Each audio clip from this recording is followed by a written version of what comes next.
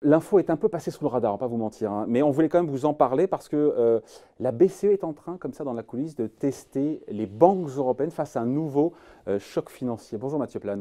Bonjour David.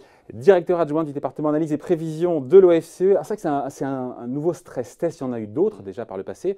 Nouveau test donc que vont subir là, en ce moment, jusqu'à la fin du premier semestre, les banques de la zone euro, avec cette idée que...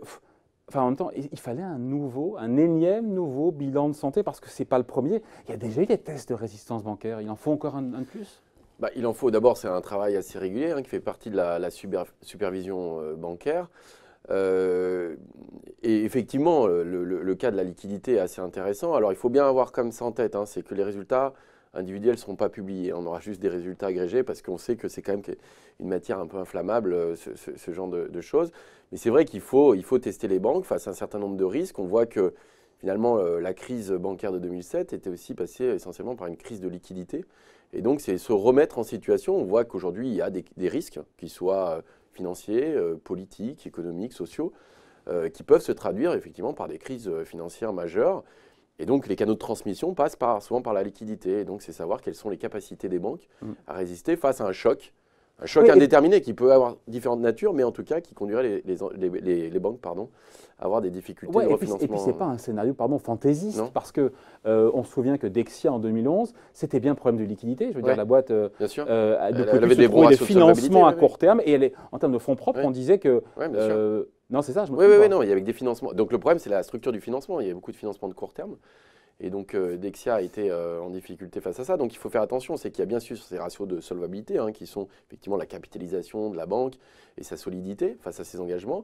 Mais la liquidité, c'est la réponse à très court terme d'un choc spécifique. Ouais. Et donc, une boîte peut en mourir quand même. Bien sûr qu'on peut en mourir. Et d'ailleurs, là, en général, les pouvoirs publics agissent quand même massivement. On l'a vu notamment en 2008 face à Lehman Brothers, de façon à ouvrir justement un certain nombre de circuits de refinancement pour lutter contre les crises de liquidité. Mais là, c'est des stress tests, on va dire, qui sont un peu isolés justement d'une réaction possible de la Banque centrale face à ça. C'est donc combien finalement? Et si elle ne faisait rien, voilà, combien? Je vous coupe, mais c'est pas intéressant parce que si la Banque centrale n'intervient pas, ne vient pas en aide comme ça au chevet des banques, c'est dingue, c'est dingue, en même temps c'est super utile. Elle cherche à savoir combien de temps une banque peut tenir en cas de panique bancaire face à notamment un retrait brutal, encore une fois, des dépôts de ses clients, mais on se dit que... coupé même de tout financement extérieur, les marchés, les banques entre elles. Mais un bank run, n'importe quel établissement peut tomber. Mais donc du coup, c'est bien sûr, de toute façon, sa durée de vie est limitée face à ça. La question qui se poserait, c'est combien de temps vous pouvez tenir face à une crise de cette origine-là, qui peut prendre différentes formes. Effectivement, ça peut être lié à un risque financier spécifique, ça peut être une question politique. Imaginez que demain, un pays dise on sort de la zone euro. Quelle serait la réaction des déposants justement face à ça? Potentiellement, c'est retirer de l'argent. Donc, c'est vrai que c'est pour ça que derrière, il y a quand même une question politique qui est forte ou qui ne peut pas être analysée juste comme ça et montrer juste que c'est des tests. Mais c'est vrai que ce choc est un peu élargi à différents types de scénarios. Mais c'est vrai, c'est voir combien une banque est en capacité de résister. Combien de temps elle peut résister si elle n'a plus de financement, à court terme et si elle peut finalement ne compter que sur ses propres ressources. Ses propres ressources, c'est-à-dire c'est tous les placements liquides qu'elle détient et globalement qu'elle peut mobiliser rapidement. Il faut savoir qu'il y a des ratios de solvabilité dans le cadre de Bâle 3 existent déjà, notamment des ratios de solvabilité. On se dit qu'on ne s'est pas posé la question avant. Je veux dire, non, mais voilà, ils existent. Là, c'est un peu différent. C'est la durée de vie en fait que pourrait tenir une banque sans avoir accès à des financements extérieurs.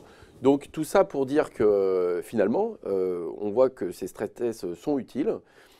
Et voir, face à ça, en fait, un certain nombre, apparemment, d'établissements bancaires européens pourraient ne pas avoir suffisamment de liquidité à disposition en cas de crise de cette nature. C'est quoi? Qu'est-ce qu'on entend par liquidité? Alors, c'est tout ce qui sont les placements les plus liquides. Donc, bien sûr, il y a tous les dépôts auprès de la Banque centrale. Toutes les ressources mobilisables. Les ressources mobilisables à très court terme. Ouais. Donc, ça va être forcément, ce qui est très liquide, c'est les dépôts auprès de la Banque centrale. Ouais. Ça va être les titres d'État bien notés. Ça va être des titres d'entreprise bien notés aussi. Et donc ça, c'est vraiment les actifs les plus liquides que possède une banque. Et si jamais il y a un flux de trésorerie important, de sortie de trésorerie important, elle peut mobiliser ces actifs-là pour répondre à ce problème-là. Ouais. Après, on se dit quand même que ça reste un exercice théorique, mais que n'importe quelle banque, en théorie, si tous ses clients déposants viennent retirer leurs sous, même la plus solide du monde, elle tombe. Ça ne tient pas. Et puis en plus, il y a le problème systémique. On en a parlé. Lehman Brothers, à la base, la question de la transmission, elle passe par justement la crise de liquidité, le blocage du marché interbancaire. Elles ne se refinancent plus entre elles, les banques. Il y a la difficulté justement des financements de court terme. Et on voit que si vous bloquez le marché interbancaire, vous avez un bank run, enfin vous avez un credit crunch qui est massif. Donc là, c'est vrai qu'il est difficile d'imaginer ce type de scénario sans intervention, sans pompiers de secours, qui peut être une banque centrale dans ce cas-là, ou même les États qui peuvent garantir un certain nombre de banques ou de dettes. Donc c'est vrai que c'est un exercice un peu théorique. Non, mais c'est hyper mais par contre, théorique, mais extrêmement important. Alors effectivement, on n'aura pas les résultats banque par banque, mais on aura les résultats agrégés. Voilà, c'est ça. En fait, heureusement, Dieu merci, la BCE ne va pas balancer les noms comme ça des banques parce que, enfin, celles qui auront une durée de survie qui est faible, parce que là, pour le coup, il y a un côté autoréalisateur, ça peut provoquer. Moi, je suis client d'une banque où j'entends que la durée de survie est faible, je me dis, je vais retirer mon argent pour la mettre ailleurs et je la fais tomber. Mais si, et on finit là-dessus, Mathieu, si tout ça n'est pas rendu public, ce nouveau stress test, ça sera l'occasion de voir quels sont un peu les canards boiteux. Et ça sera l'occasion aussi peut-être de les contraindre, là encore, discrètement dans la coulisse pour améliorer les financements de court terme pour que ce temps de survie soit plus long. C'est le rôle du superviseur, c'est de faire ça de façon agile, de façon à ce que ça ne déclenche pas une crise, effectivement autoréalisatrice. C'est-à-dire que si vous voyez qu'une banque pourrait connaître des difficultés, à ce moment-là, ça pourrait poser des problèmes. Et donc, effectivement, c'est repiloter les stratégies de certaines banques face à un risque comme ça. Et c'est vrai qu'il ne faut pas les écarter parce que elle aurait dû le faire avant. Quelque part, on se dit peut-être qu'elle aurait dû faire ça avant. Ça existe quand même. Mais pas aussi poussé. Pas aussi poussé. Et pas isolé comme ça. Voilà, pas isolé comme ça, mais les ratios de liquidité sont là. Il y a des ratios de liquidité de court terme, des ratios de liquidité de long terme. Donc c'est vrai qu'on là, le focus, il est vraiment il est vraiment sur la durée et la possibilité de se refinancer avec ses propres fonds, en fait, avec ses propres placements face à ce type de crise. Donc c'est vrai que c'est un exercice intéressant. On vit dans un monde extrêmement incertain où les risques de crise financière sont quand même assez prégnants. Les crises politiques peuvent se traduire aussi par des crises financières.